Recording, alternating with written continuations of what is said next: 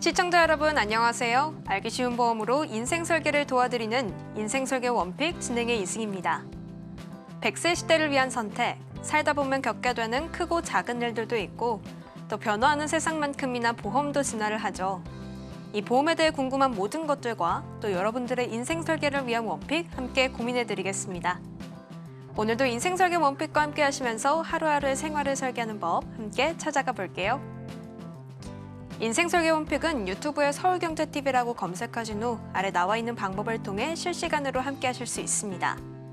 아울러 본방송에서 제공되는 정보는 전문가들의 조언일 뿐 해당 보험에 대한 가치나 수익률은 보장하지 않습니다.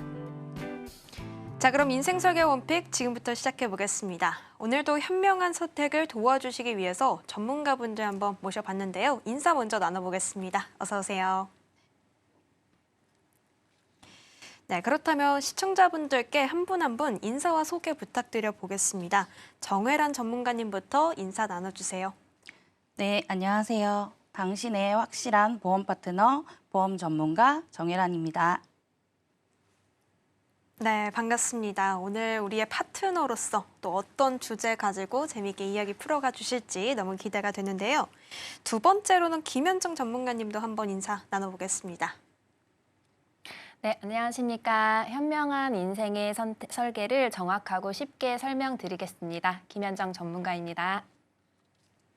네, 좋습니다. 김현정 전문가님께서도 이 두 번째로 어떤 인사이트들 들고 오셨을지 끝까지 한번 지켜봐야겠습니다.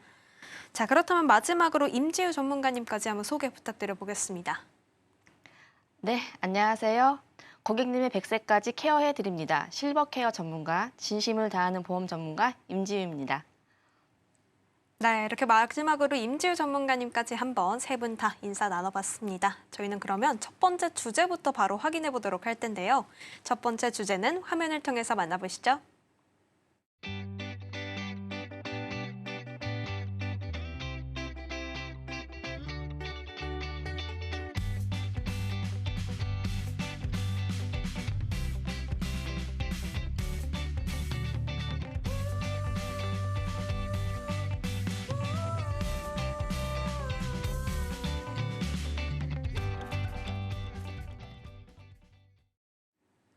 네, 오늘 알아볼 첫 번째 보험 이야기는 바로 암보험입니다.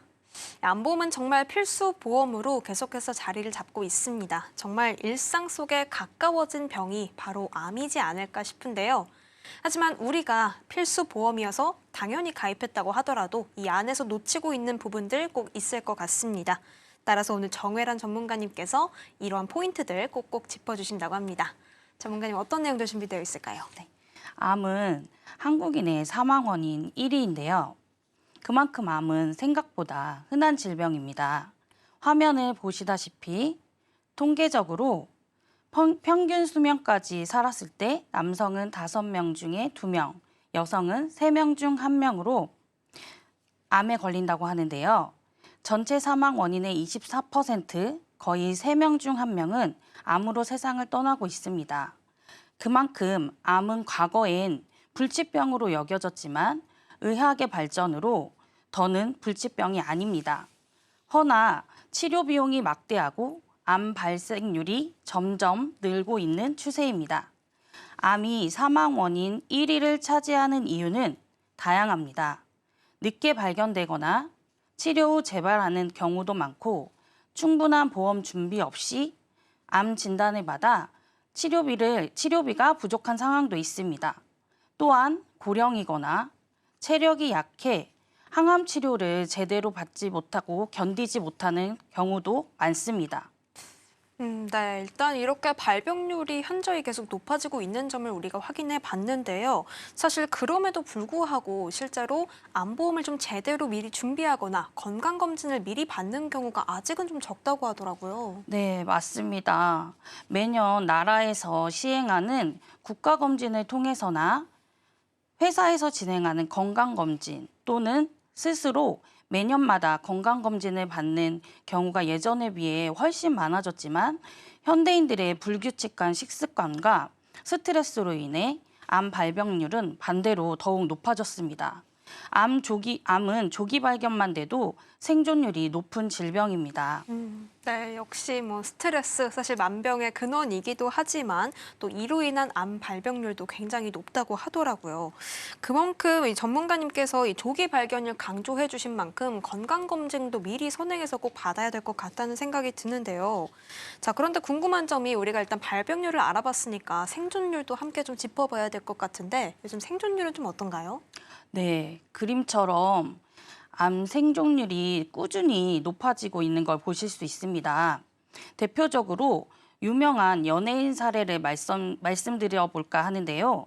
그 전에 연예인들은 회사 차원에서도 꾸준한 운동과 관리를 받음에도 불구하고 암 진단 받은 분들이 많다는 것은 그만큼 우리에게도 가까운 질병이라고 볼 수 있습니다. 바로 사례를 말씀드리면 첫 번째로 개그우먼 이성민 님은 2013년 유방암 진단을 받고 12차례의 수술을 받고 긴 투병 생활을 이어갔으며 현재는 완치 판정을 받은 것으로 알려져 있습니다. 투병 당시 그녀는 너무 힘들고 삶의 재미가 없고 깊은 우울감을 토로하기도 했습니다. 그리고 완치 후 이성민 님은 유방암 환자들을 위한 힐링 프로그램에 참여하여 자신의 경험을 나누고 희망의 메시지를 전달하는 등 활발한 활동을 이어가고 있습니다. 그리고 두 번째로 가수 윤도현 님은 2021년 건강검진을 통해 희귀 혈액암인 위말트 림프종을 진단받았으며 약 3년간 투병 끝에 2023년 8월에 완치 판정을 받았습니다. 완치 판정을 받은 후 윤도현 님은 SNS를 통해 암 세포보다 부정적인 마음이 더 위험하다며 긍정적인 마음으로 치료에 임할 것을 당부했습니다. 이들의 이야기를 통해 암에 대한 인식을 높이고 건강검진을 통해 조기 발견의 중요성을 높이는 데 큰 역할과 사람들에게 경각심을 일으키며 예방의 중요성을 다시 한번 강조했습니다. 네. 우리가 사실 이 화면에서 많이 보는 연예인들의 사례를 좀 소개를 해주셨는데요. 사실 해당 연예인들의 나이를 저희가 좀 확인을 해보자면 중장년층에 해당이 되는 것 같아요.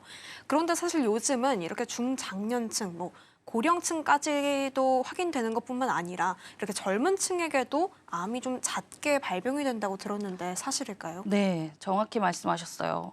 과거에는 암이 5, 60대부터 주로 발생했지만 최근에는 20, 30대 사이에서도 암 발병률이 증가하는 추세입니다. 또한 배우 김우빈 님은 2017년 5월 코와 목 사이의 부위인 비인두에 발생하는 희귀암인 비인두암 진단을 받았습니다. 이후 모든 활동을 중단하고 약 2년간 치료에 전념한 결과 2019년에 완치 판정을 받고 방송에 복귀하였습니다. 이렇듯 과거보다 건강검진을 젊은 나이부터 받는 경우가 많아지면서 조기에 암이 발견되는 경우가 늘어났습니다. 네, 따라서 이제 암이라는 거는 단순하게 좀 나이가 많이 드신 분뿐만 아니라 연령 무관, 성병 무관, 성별 무관 누구에게나 좀 다가올 수 있다라는 생각이 들어집니다. 그렇기 위해서는 뭐 예방도 중요하겠지만 우리가 일단은 좀 치료 과정을 한번 좀 살펴보면 좋을 것 같아요. 요즘은 여러 치료 방법들이 있다라고 들었는데 어떤 것들이 좀 있을까요? 네, 암 치료는 예기치 않게 큰 비용이 발생할 수 있으므로 사전 대비가 매우 중요합니다. 암 치료는 암의 종류, 병기, 그리고 환자의 전신 상태 등에 따라 다양한 방법이 사용되기에 주요 치료 방법을 소개해 드리겠습니다. 주요 암 치료 방법으로는 첫째, 수술요법, 암 조직을 물리적으로 제거하는 방법입니다. 조기 발견된 암이나 국소화된 암에 효과적입니다. 내시경, 로봇 수술 등 최소 침습 수술이 도입되어 회복 기간이 단축되고 기능 보존이 향상되었습니다. 둘째, 항암 화학요법, 약물을 통해 암세포의 성장과 분열을 억제하는 전신 치료법입니다. 항암 화학요법은 세대별 치료법이 다른데요. 1세대는 세포 독성 항암제로 암세포뿐만 아니라 빠르게 분열하는 정상세포도 영향을 미쳐 부작용이 큽니다. 2세대는 표적 항암제로 특정 유전자나 단백질을 표적으로 하여 암세포만 선택적으로 공격합니다. 3세대는 면역 항암제로 면역 체계를 활성화하여 암세포를 공격합니다. 셋째, 방사선 치료. 고에너지 방사선을 이용하여 암세포를 파괴하는 국소 치료법입니다. 수술이 어려운 부위의 암이나 수술 후 잔여 암세포 제거에 사용됩니다. 세기 조절 방사선 치료, 정의 방사선 수술 등 정밀한 치료 기술이 발전하고 있습니다. 넷째, 면역요법. 환자의 면역 체계를 강화하여 암세포를 공격하게 하는 치료법입니다. 부작용이 적고 일부 암종에서 장기적인 효과를 보이고 있습니다. 다섯째, 호르몬요법. 호르몬의 작용을 차단하거나 제거하여 호르몬에 의존하는 암세포의 성장을 억제합니다. 유방암, 전립선암 등 호르몬 의존성 암에 사용됩니다. 여섯째, 중입자 치료. 중입자선을 이용하여 암세포를 정밀하게 파괴하는 방사선 치료법입니다. 정상 조직에 대한 손상이 적고 치료 횟수가 적어 환자의 편의성이 높습니다.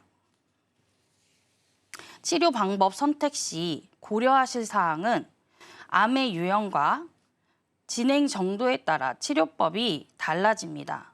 그리고 나이, 체력, 동반 질환 등을 고려하여 치료 계획을 수립합니다. 완치를 목표로 하는 근치적 치료인지, 증상 완화를 위한 완화적 치료인지에 따라 접근이 달라집니다. 암 치료는 이렇게 말씀드린 것처럼 다양한 방법이 있으며 환자의 상태와 암의 특성에 따라 최적의 방법이 결정됩니다. 정확한 진단과 전문의와의 상담을 통해 개인에 맞는 치료 계획을 수립하는 것이 중요합니다. 네, 전문가님께서 여러 가지 치료 방법들 소개해 주셨고요. 그 안에서 세대별로 좀 변화하는 모습까지 살펴봤습니다.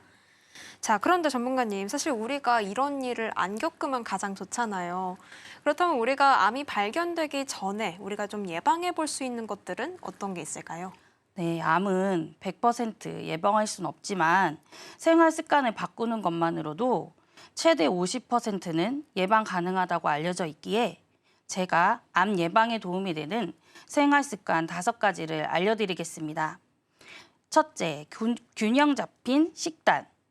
발암물질이 많이 들어간 가공식품, 고기를 줄이면서 채소나 과일 섭취를 늘리는 것을 권장드립니다. 둘째, 규칙적인 운동. 운동은 면역력을 강화시키고 호르몬을 조절하기에 주 3회 이상 또는 30분 이상 운동을 권장드립니다. 셋째, 금연과 절주.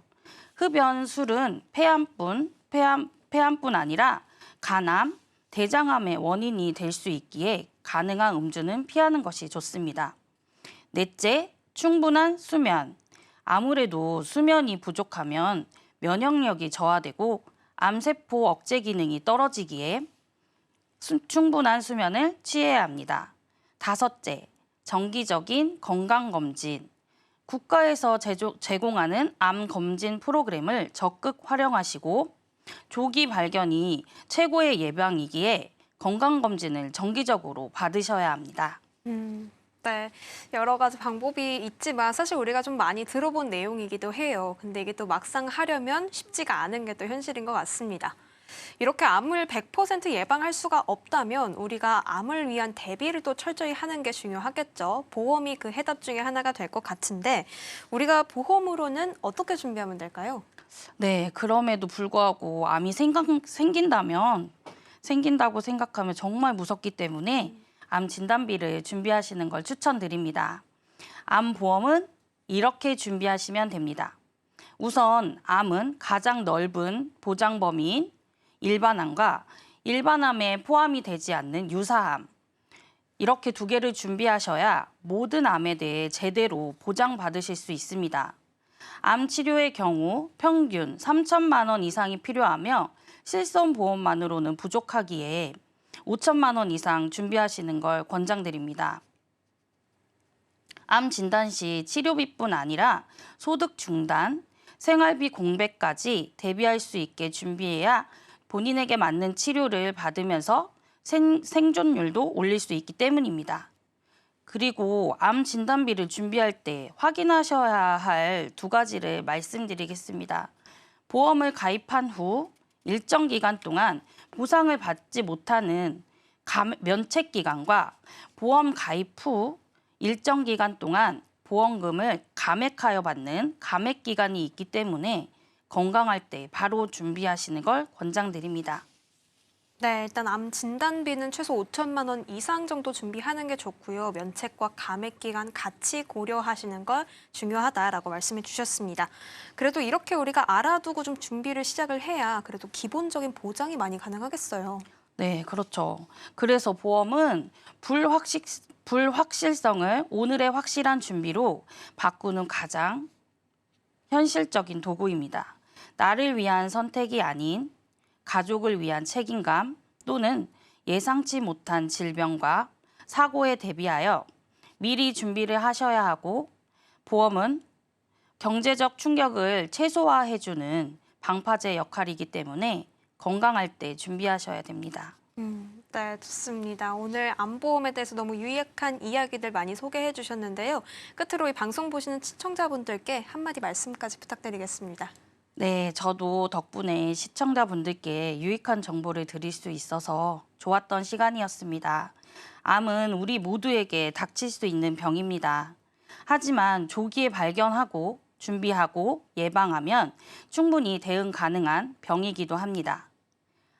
보험은 필요할 때가 아니라 가능할 때 준비하는 것입니다. 건강할 때 준비하는 사람만이 보험의 혜택을 누릴 수 있습니다. 오늘 이 방송을 들으신 분들이 내 보험도 제대로 되어 있는지 확인해 봐야지 라는 생각을 하신다면 저는 그걸로 충분히 의미 있는 시간이었다고 생각합니다. 감사합니다. 네, 마지막 말씀까지 감사합니다. 전문가님 말씀대로 이 암 준비는 이제 미루면 안 되는 것 같습니다. 점검하실 수 있을 때 바로 또 준비해서 넉넉한 보장까지 챙기시길 바라겠습니다. 저희가 알려드린 정보는 여러분의 투자 판단을 위한 조언이란 점도 명심해 주시고요. 암보험에 대한 정리는 화면으로 만나볼게요.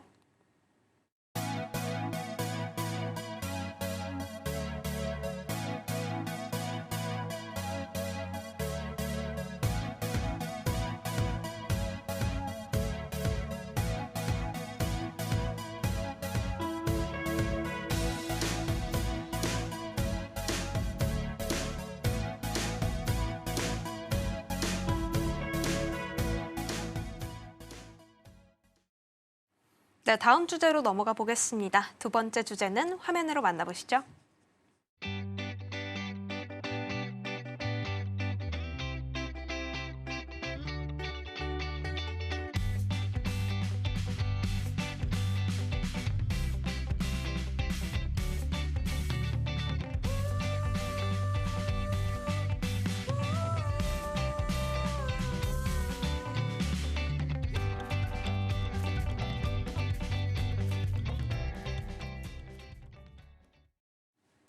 네, 2번째 주제는 2대 혈관 질환 보험입니다. 사실 이 부분은 이제 암보험과 거의 세트로 나오는 이야기 중에 하나인 것 같아요. 그만큼 중요성이 크다라는 뜻이기도 할 텐데요.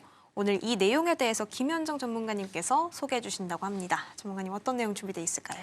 네, 아나운서님께서는 혹시 가장 두려운 질병이 있다면 혹시 어떤 질병이 있으실까요? 두려운 질병이요. 저는 그래도 암이 가장 먼저 생각나네요. 사실 아까도 확인했지만 발병률과 사망률이 워낙 높다 보니까 저는 암일 것 같습니다. 네, 맞습니다. 대부분 암을 가장 두려워하실 텐데요. 그럴 수밖에 없는 이유가 여전히 암은 사망률 1위의 위치에 차지하고 있습니다. 그만큼 다들 암보험은 준비를 많이 하셨을 텐데요. 사실 저는 암보다 더 두려운 질병이 있습니다. 그래서 저는 오늘 암이 아닌 그 뒤를 이어서 높은 사망률을 보이고 있는 심장 질환과 뇌혈관 질환, 즉 혈관 질환에 대해서 말씀을 드려볼까 합니다.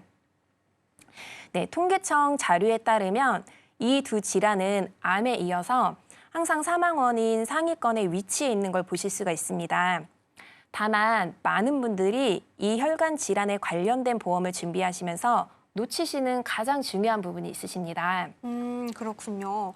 자, 저도 사실 전문가님께서 여쭤봤을 때 가장 먼저 암이다라고 답한 만큼 놓치는 부분들이 있다는 건 분명한 것 같습니다. 어떤 것들이 있는지 소개해 주시겠어요? 네, 그래서 제가 지금부터 아주 중요한 부분에 대해서 말씀을 드릴 건데요.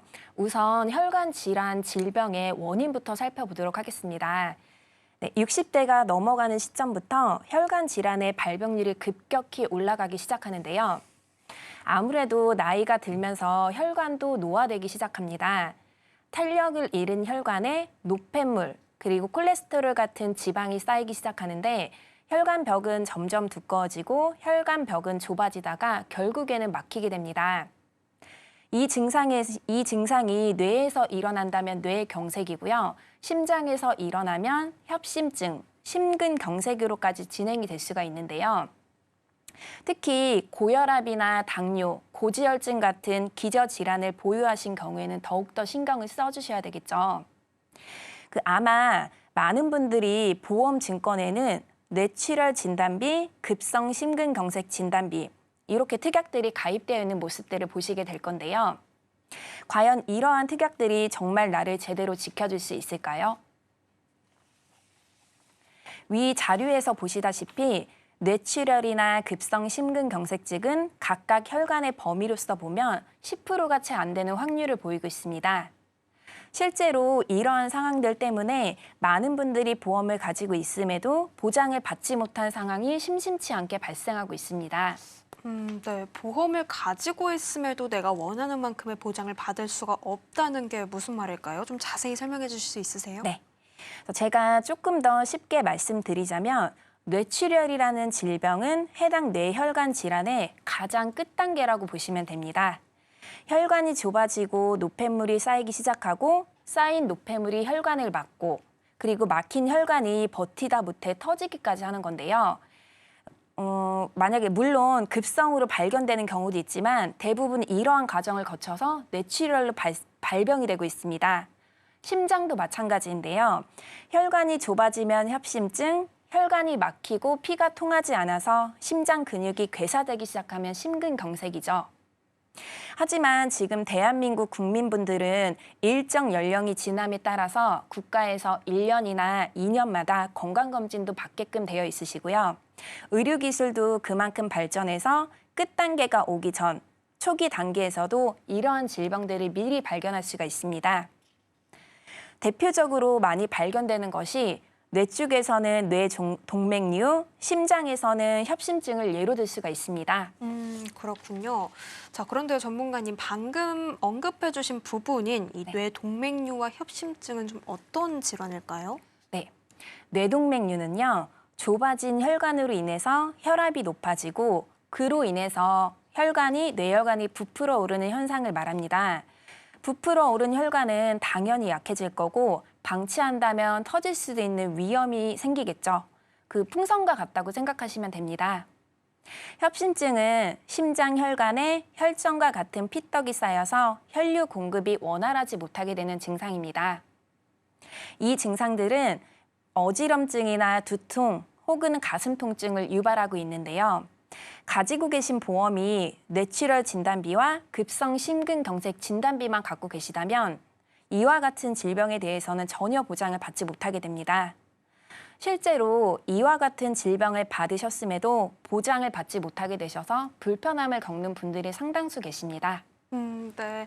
계속해서 우리가 이 2대 혈관 질환 안에서 듣는 내용들이 내가 보험을 가지고 있음에도 놓치는 것들이 있다라고 들리거든요. 그렇다면 우리가 이 안에서는 어떤 보험을 준비해야 되는 걸까요? 네. 제가 그 답을 말씀을 드릴 건데요. 바로 뇌혈관 질환과 허혈성 심장 질환, 심장 질환 특약 같은 가장 넓은 범위의 특약을 가지고 계신지 확인을 하셔야 됩니다. 뇌혈관 질환 진단비라 하면 뇌경색, 뇌출혈, 심지어 그 초기 단계까지 전부 보장하는 가장 넓은 범위의 특약이고요.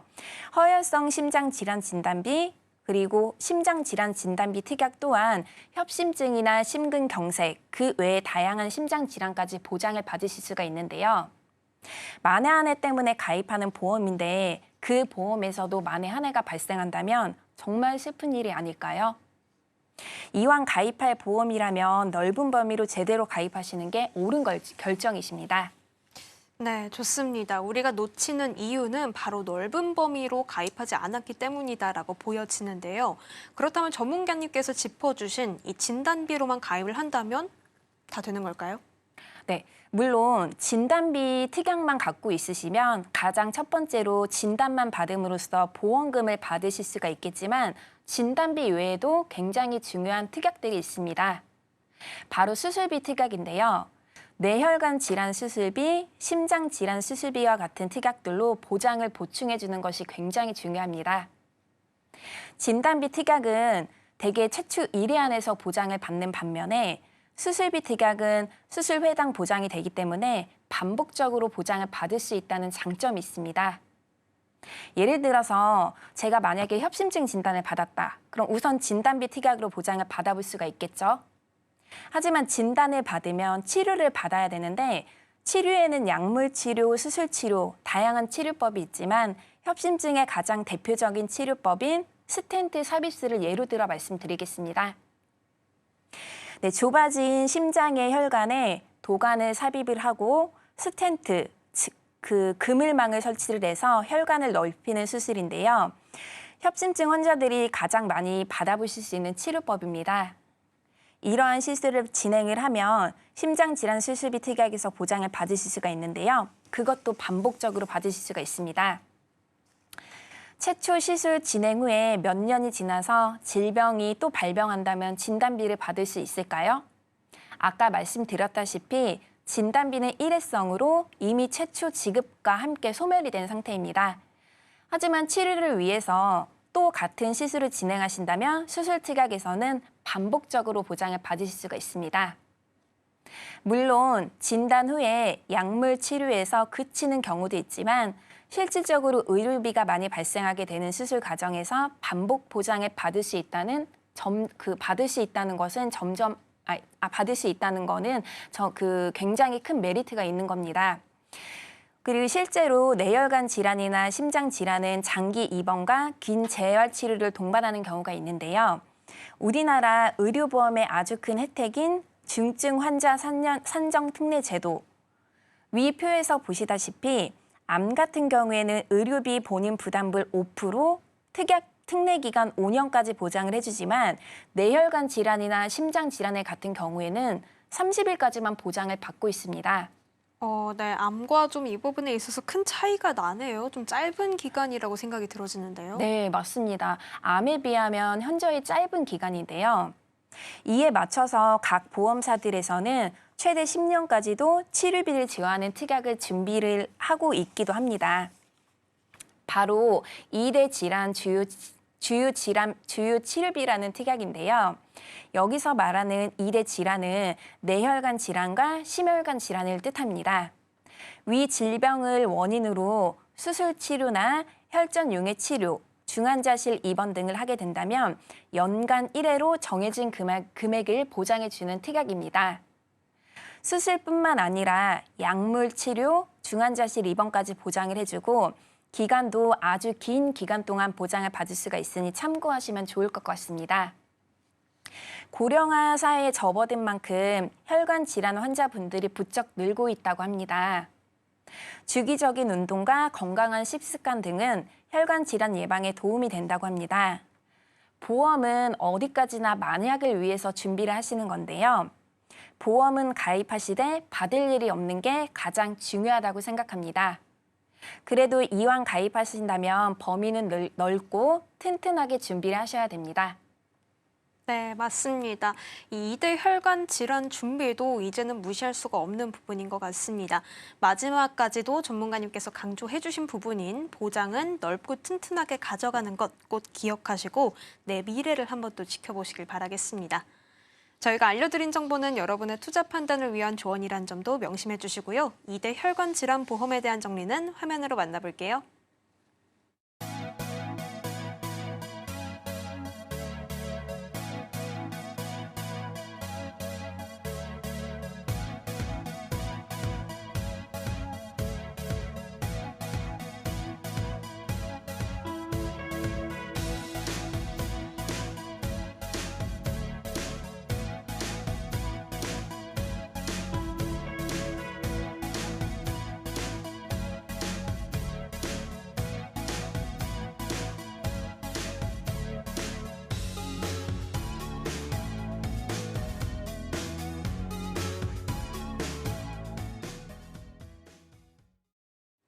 네, 어느덧 마지막 보험 주제를 알아가 볼 시간입니다. 세 번째 주제도 화면을 통해서 만나보시죠.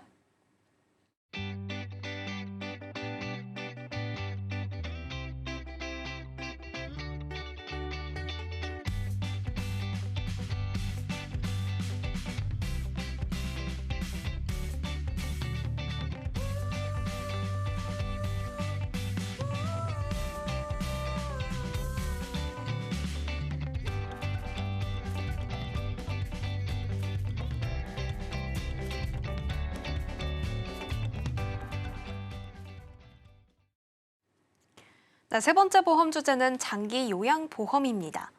이 노후 대비에 대한 관심이 정말 날이 갈수록 높아지고 있는데요. 이와 관련된 보험이다라고 생각해 보시면 되겠습니다. 임지우 전문가님께서 소개해 주신다고 하는데요. 전문가님 어떤 내용들 담아와 주셨을까요? 네. 부모님이 연세가 드시면서 거동이 불편해지실 때, 그리고 혹은 내 자신이 나이가 들면서 혼자 활동하기 힘들어졌을 때 누가 옆에서 케어해 줄 수 있을까요? 가족들이 있잖아라고 생각하실 수 있지만 현실은 꼭 그럴까요? 현실은 더 어려울 것 같습니다. 사실 저도 내 가족이니까 무조건 내가 케어를 해줘야지라고 생각을 하지만 뭐 직장이나 육아 이런 현실적인 부분들 때문에 가로막히는 순간들이 좀 있을 것 같아요. 그래서 오늘 이 장기 요양 보험 이 주제를 가지고 오신 걸까요? 네네. 대한민국은 2025년 기준 65세 인구 비율이 20%를 넘어서며 초고령화 시대에 접어들었다고 합니다. 그런데 문제는 무엇일까요? 문제는 노인 돌봄 비용이 증가하고 있고 가족 돌봄 부담이 커지고 있으며 그로 인해 그 노후 시설 이용이 쉽지 않다는 것입니다. 병원비, 요양시설 비용, 돌봄 서비스 이용료까지 평균적으로 한 달에 200만 원에서 300만 원이 필요하다는 통계도 있습니다. 평균 수명이 90세를 바라보는 시대, 장기간 치료나 요양이 필요한 상황이 발생하게 되면 경제적 부담뿐만 아니라 환자 돌봄을 둘러싼 가족 간의 갈등과 희생까지 요구되는 상황이 현실입니다. 이런 재정적 돌봄의 어려움에 도움이 되는 제도가 나라에서 운영하는 노인 장기 요양 보험 제도가 있습니다. 이 제도를 통해 2020년 기준 65세 이상 노인 인구 986만 명 중 110만 명이 재가 및 시설급여 수급자 혜택을 받고 있습니다. 표에서 보듯이 장기 요양 즉 재가 시설급여 수급자가 2022년 대비 7.7% 증가해서 시간이 지날수록 수급자가 증가하는 추세라는 걸 확인할 수 있습니다. 네, 이 초고령화 사회가 도래함에 따라서 재가와 시설급여 수급자가 날이 갈수록 함께 증가하고 있는 것 같은데요. 그런데 지금 소개해 주시면서 이 노인 장기 요양 제도를 좀 언급을 해주셨는데 혹시 이 내용이 무엇인지 좀 짚어주실 수 있을까요? 네. 노인 장기 요양 보험 제도는 2008년도에 도입되어서 65세 이상의 노인이나 65세 미만의 노인성 질병이 있는 경우 장기 요양 등급을 받고 장기 요양 서비스를 받을 수 있는 제도입니다. 장기 요양 서비스를 위한 기준을 정리해 드리자면 첫째, 만 65세 이상의 노인, 그리고 둘째, 만 65세 미만이지만 노인성 질환인 치매, 파킨슨, 혈관성 질환 등을 앓고 있어야 합니다. 그리고 앞에 두 가지 사유로 6개월 이상 혼자서 일상생활을 수행하기 어려운 분들입니다. 결국 연령의 기준이 만 65세라는 얘기인 거죠. 네. 기준이 만 65세이다라는 점을 우리가 기억해 봐야 될 것 같습니다. 자, 그렇다면 이 장기 요양 등급을 우리가 판정을 받아야 되는 것 같은데 이거는 좀 어떻게 좀 결정이 되나요? 네, 장기 요양 등급은 보험사나 병원에서 등급을 결정하는 게 아니라 의료보험공단에서 결정을 하게 됩니다. 먼저 말씀드린 장기 요양 등급을 신청할 수 있는 조건이 되면 의료보험공단에 신청을 하시고 의사 소견서를 제출하시면 공단 직원이 방문하여 심신 상태 및 요양 필요 상태를 확인한 후에 최종 장기 요양 등급을 결정하게 됩니다. 장기 요양 등급은 정도에 따라 제일 낮은 등급인 인지 지원 등급부터 1등급까지로 구분이 되는데요. 표에서 보듯이 1에서 2등급은 재가급여와 시설급여를, 그리고 3에서 5등급은 재가급여 서비스를 이용할 수 있고 인지 지원 등급은 주 야간 보호 서비스를 이용하게 됩니다. 네. 결국엔 일단 국가가 지원해주는 이 노인 장기 요양보험 제도를 통해서 장기 요양에 대한 혜택을 받을 수 있다라는 점은 우리가 확인해 볼 만한 이유가 있는 것 같은데요. 자, 그렇다면 이 안에서 우리가 받게 되는 서비스인 재가와 시설에 대한 부분도 좀 소개해 주시면 좋겠습니다. 네. 재가급여는 병원이나 요양원에 가지 않고도 집에서 편하게 돌봄을 받을 수 있도록 지원하는 서비스입니다. 그리고 시설급여에는 요양시설에 입소해서 24시간 보호 및 돌봄을 받는 것을 말합니다. 그렇다면 우리가 이 재가와 시설급여 안에서 이용받는 서비스도 좀 많이 상이할까요? 네, 조금은 다른데요. 재가급여 서비스 종류에는 방문 요양, 방문 목욕, 방문 간호, 단기 보호, 주 야간 보호, 복지 용구가 있습니다. 방문 요양은 그 요양보호사가 직접 가정을 방문해서 신체 활동 및 가사 활동을 지원하는 것이고, 방문 목욕은 이동이 어려우신 어르신을 위해 목욕 서비스를 제공하는 것입니다. 그리고 방문 간호는 간호사가 방문해 의료적 처치 및 건강 상담을 제공하는 것입니다.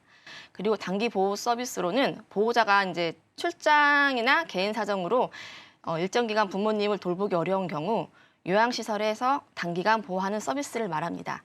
그리고 재가급여 서비스 중 하나인 주 야간 보호는 저희가 흔히 알고 있는 노치원이라고 많이 알고 계시는데, 그 노치원에서 하루 중 일정 기간 동안 식사, 건강관리, 재활운동, 여가 활동을 제공하는 것을 말합니다. 그리고 시설급여에는 가족들이 돌봄을 하기 어려울 정도로 신체적, 인지적 그런 기능들이 저하되신 어르신들이 요양원이나 노인 요양시설에 입소하여 요양보호사 및 의료진의 도움을 받을 수 있는 것을 말합니다. 네. 우리가 두 가지를 좀 간략하게 나눠보자면 이 재가급여 같은 경우에는 내 집에서 이 서비스를 받게 되는 것이고, 시설급여 같은 경우에는 이제 요양원이나 외부의 시설을 통해서 돌봄을 받는 것이다라고 정리를 해볼 수 있을 것 같아요. 확실히 이런 서비스들이 가족의 손이 닿지 않는 부분들까지 커버를 해주는 것 같은데, 이렇게 서비스가 좋다 보니 비용이 좀 걱정이 됩니다. 비쌀 것 같은데요. 그게 제일 중요한 포인트죠. 네, 국가가 지원한 장기 요양 보험이라서 전부 무료로 서비스를 받을 수 있으면 진짜 좋겠지만, 아쉽게도 수급자 본인이 부담해야 하는 본인 부담 비율이 일반 대상자 기준 15에서 20% 정도 있다고 보시면 됩니다. 본인 부담금은 장기 요양 등급별로 다르고, 비급여 항목인 식사 재료비나 상급 병실 이용에 따른 치과 비용, 그리고 이 미용비는 본인이 부담을 해야 하는 다소 아쉬운 점이 있습니다. 본인 부담액에 대해 조금 더 쉽게 예를 들어보면, 인지 지원 등급을 받고 하루 8시간에서 10시간, 한 달 총 22일 주 야간 보호 서비스를 이용할 경우에 표에서 보듯이 본인 부담액이 월 64만 원 정도가 발생합니다. 누군가 하루 종일 돌봄을 희생하지 않는 이상 생각보다 많은 비용이 발생하게 됩니다.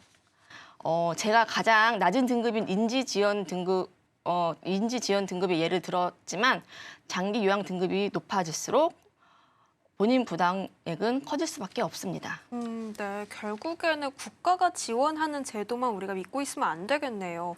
전문가님께서 이렇게 가장 낮은 등급의 예를 가지고 오셨는데도 월 100만 원 가까이 부담해야 하는 상황이라면 더 높은 등급에 놓여 있을 때는 추가적인 부담들이 좀 더 발생하게 될 것 같습니다. 결국에는 우리가 자기 부담금을 좀 많이 고려해야겠네요. 네, 맞습니다. 사회자님, 혹시 간병 파산이라는 얘기 들어보셨나요? 간병 파산이요? 네, 미디어를 통해서 좀 접하기는 했었는데 정확하게 좀 뜻을 풀이해 주시면 좋겠습니다. 말 그대로 장기 요양 간병에 드는 비용을 감당하지 못해서 결국 개인이 파산을 하는 것을 뜻하는데요. 결국 다 돈의 문제인 거죠. 최근 한 학원을 운영하고 있는 여성이 간병을 하다 파산 신고를 했다는 기사를 접한 적이 있는데요. 뇌졸중으로 쓰러진 어머니의 간병비를 6년 동안 감당하다가 빚까지 떠안게 되었고, 더 이상 감당이 어려워 개인 파산을 신청하게 된 사례였습니다. 간병인에게 지급되는 비용도 월 400만 원에 육박하고 1년 기준이면 5천만 원에 가까운 비용이 소요되는 게 현실입니다. 아무리 건강보험이 잘 되어 있는 우리나라에서도 간병 파산이라고 생각하실 수 있지만 100% 건강보험으로 커버할 수 없는 장기 요양 간병 비용, 준비가 되어 있지 않으면 경제적 파산으로 이어질 수 있습니다. 네, 그렇겠습니다. 사실 이렇게 좀 공백이 발생하다 보니까 이 장기 요양 비용에 대해서 좀 대비를 할 수 있는 이 장기 요양보험 저희가 한번 좀 고려를 해봐야겠다라는 생각이 들어지네요. 그렇다면 장기 요양보험에 대한 장점을 조금 더 강조해 주시면 좋을 것 같은데요. 소개해 주세요. 네, 장기 요양보험은 가정이나 시설에서 편하게 요양 서비스를 받으면서 실제 건강보험에서 받을 수 없는 본인 부담액을 대체해서 가족들의 부담을 덜어줄 수 있다는 점, 그로 인해 결과적으로 보호자분들이 직장이나 본인의 일상을 유지하면서도 사랑하는 내 가족을 잘 돌볼 수 있는 점이라고 생각합니다. 네. 실제로 그렇다면 많은 분들이 이 장기 요양보험을 통해서 도움받은 사례까지 있다면 소개해 주시면 좋겠습니다. 네. 작년에 70대 어르신이 매월 50만 원이 지급되는 재가급여 보험에 가입하셨는데요. 가입하시고 몇 달 후에 초기 치매 진단으로 등급을 받으시고 요양원이 아닌 집에서 요양보호사의 도움을 받으면서 생활하고 계십니다. 덕분에 가족들도 마음 편히 본인의 일상생활도 하면서 경제적 부담도 덜으셔서 정말 좋아하셨던 기억이 있습니다. 그리고 또 다른 사례 같은 경우에는 자녀가 매월 100만 원씩 지급되는 시설보험을 가입한 어르신의 경우도 있었습니다. 어르신이 뇌졸중으로 편마비가 되어 장기요양 2등급 판정을 받고 집에서 간병이 쉽지 않아서 요양원에 입소하게 되었는데 본인 부담금이 100만 원 정도 가까이 발생되었습니다. 이 또한 또 부담 없이 해결되어서 매우 만족해 하셨습니다. 네. 정말 가족과 나를 동시에 지키는 보험이다라는 생각이 들어지네요. 그런데 전문가님, 또 이제 걱정이 되는 부분이 사실 재가 서비스와 시설 서비스 이런 것들을 같이 이용하면서도 이렇게 50만 원에서 100만 원까지도 지급이 된다고 하니까 동시에 또 이제 보험료가 또 저렴하진 않을 것 같다라는 생각이 드네요. 네. 장기 요양보험은 이제 가입 연령이나 성별 그리고 보험사마다 다 다를 수 있습니다.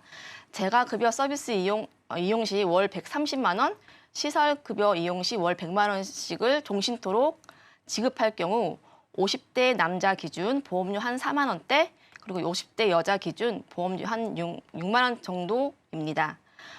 보장을 받는 보장 금액도 중요하지만 매월 납입하는 보험료의 부담 또한 중요한 부분입니다. 이 특약은 이 특약 구성이나 보장받는 금액에 따라 충분히 조정이 가능합니다.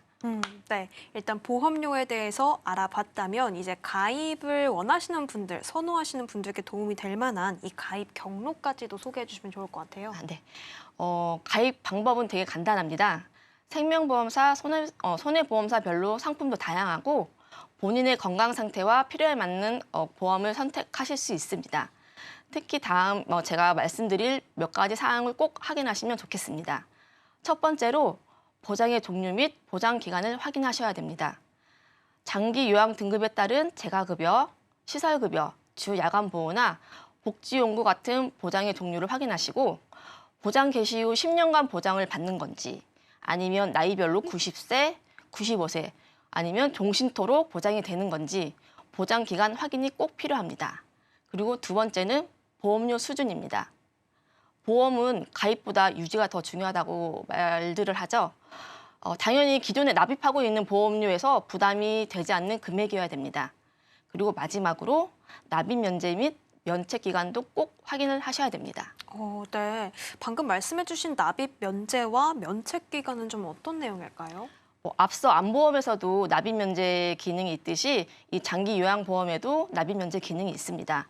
이 납입 면제는 장기 요양 등급 1에서 5등급을 판정을 받으면 보험료 납입을 면제해주고 면제해준 특약이고 면책 기간은 장기 요양 보험 가입일로부터 90일 또는 1년 이내 장기 요양 등급을 받으면 보장을 받을 수 없는 기간을 말합니다. 네, 그런데 이 사실 장기 요양은 좀 젊은 나이보다는 나이가 좀 있으신 분들이 더 관심이 많지 않을까 싶어요. 누구나 좀 다 가입이 되긴 하는 걸까요? 누구나 다 가입되면 좋겠지만 누구나 다 가입되는 건 아니고요. 네. 가입 가능한 나이는 30세 이상부터 80세까지입니다. 그리고 이미 장기 요양급여 수급자이거나 심의 중이신 분은 가입이 어렵습니다. 그리고 치매, 아까 파킨슨, 그리고 혈관 질환 등의 질환으로 약을 복용하거나 입원, 수술하신 경우에도 가입이 어렵습니다. 하지만 보험사별로 가입 기준이 다르니까 꼭 한번 확인해 보시길 바랍니다. 네, 이 장기 요양보험에 대해서 정말 많은 내용들 알아가는데요. 마지막으로 좀 오늘 내용들 정리 한번 간략하게 부탁드리겠습니다. 네, 실손보험에서도 보장받지 못하고 국민건강보험에서 혜택을 받을 수 없는 장기 요양 간병 비용, 미리 준비하지 않으시면 예상치 못한 순간에 경제적 위기를 맞이할 수 있습니다. 긴 병에 효자 없다라는 말이 있듯이 장기간 지속되는 장기 요양 간병으로 가족들의 희생이 뒤따를 수밖에 없습니다. 이제 정말 남의 일이 아닙니다. 나는 괜찮겠지, 가족이 알아서 해주겠지, 이렇게 생각하시나요? 지금 미래의 나와 가족을 위해 준비할 때입니다. 내 배우자, 자녀, 그리고 사랑하는 가족들에게 장기 요양에 대한 책임을 지우지 말고 보험으로 미리 준비하셔서 보험회사에 그 책임을 지우는 건 어떨까요?